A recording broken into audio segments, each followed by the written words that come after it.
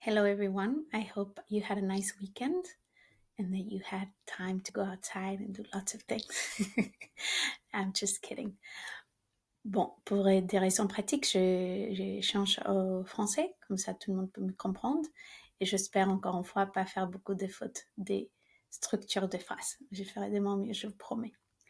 Alors, je voulais parler aujourd'hui, partager un petit peu quelque chose que c'est très important de transmettre, car on se rend compte qu'avec tout ce qu'on vit aujourd'hui, c'est très difficile de pouvoir envoyer des choses personnelles, qui deviennent personnalisées, comme c'est un de notre piliers de notre éducation à l'école aime, que c'est vraiment que chaque élève, il va à son rythme et on l'accompagne vraiment sur ça. Alors, je veux vous essayer de donner des petites stratégies qui peut-être peuvent vous aider. Je vais par exemple vous parler un petit peu du travail de cette semaine. Cette semaine, on est parti sur l'histoire de les grands navets. Alors, évidemment, et les enfants de petites sections, de moyennes sections, de grandes sections, ils font pas la même chose. Et même si on a des activités consacrées pour les tout petits, les moyens, les grandes, même des fois, on aura des enfants tout petits qui sont beaucoup plus forts dans ce domaine et qui avancent plus vite, ou des grandes sections qui ont besoin de faire des choses d'un niveau moins élevé, on va dire. Ou bien, des fois aussi, on a des moments où on se rend compte qu'on peut y aller encore plus loin. Alors, ce qu'il faut faire dans tous les cas, c'est être très observateur, regarder comment on voit notre enfant. Et par exemple, je vais montrer aujourd'hui, je travaillais avec mon fils, qui est en moyenne section. Je travaillais la fiche que je vous envoyais, le Gigantic-Turnip. C'est là la première. Moi, j'ai imprimé celle des grandes sections parce que moi, je sais que lui, il est capable déjà d'écrire les chiffres. Alors, on l'a fait ensemble. Bon, je l'ai dit qu'est-ce qu'il fallait faire. Et c'est lui qui a fait, voilà.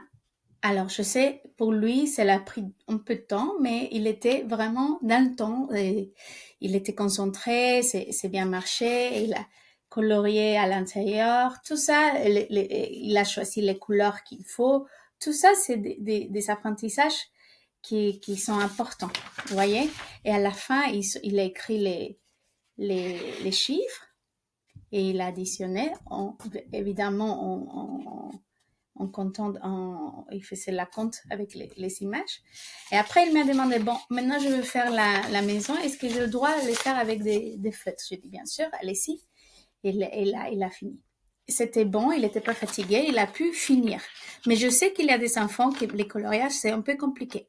Alors, on peut diviser, par exemple, on dire, OK, on va faire ça, on va faire, si on a les 3, on va faire peut-être la moitié, et après, on fait une autre chose, et après, on peut revenir à faire pour finir les coloriages. C'est pas la peine d'insister parce qu'après, c'est pour ça qu'il y a beaucoup d'enfants qui ne s'aiment plus colorier parce que c'est dire qu'ils se fatiguent trop vite.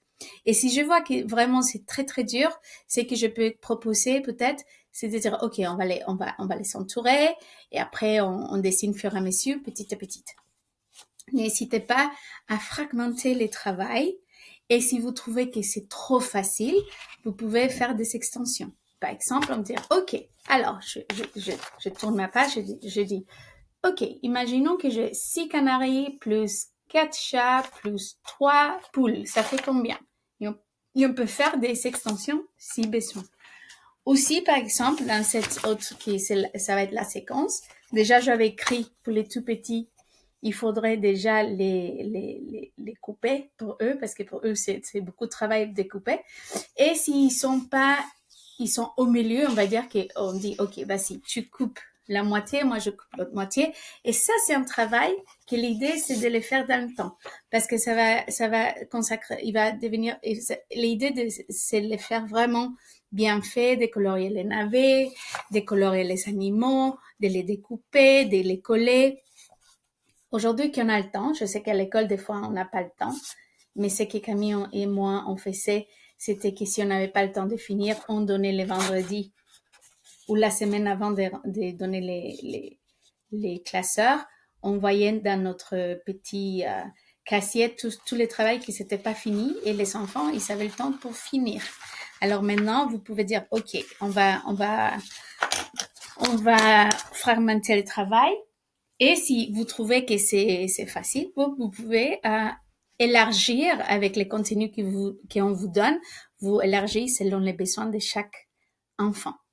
Et c'est pour ça que c'est très difficile de transposer tout ce qu'on fait à l'école chez vous. Parce que finalement, à l'école, on est beaucoup dans le travail de la socialisation, on est dans les moments, on apprend des choses à travers les autres. Et aussi, on arrive à pouvoir savoir où chaque de l'enfant et on essaye de les pousser vers le haut.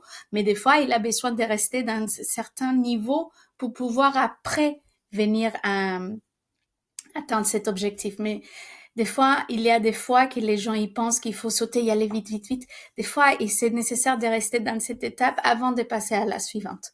Alors, si vous avez des questions concernant où mon enfant est, par exemple, on a envoyé des fiches où il fallait ou bien écrire ou bien juste tracer. Si vous n'êtes pas sûr, vous pouvez demander à la maîtresse de votre enfant où est-ce qu'on est. Est-ce que c'est nécessaire que mon enfant il écrit déjà ou pas? Parce que des fois, je sais qu'il y a des parents qui veulent faire le travail et peut-être il se met à l'écriture et peut-être les petits il n'est pas encore prêt, c'est pas nécessaire et c'est fatigant pour ses petites mains. Ça dépend de chaque enfant. C'est pour ça qu'on dit que c'est personnalisé et c'est pour ça que c'est très dur parce qu'on peut pas envoyer le travail individualisé pour chaque enfant.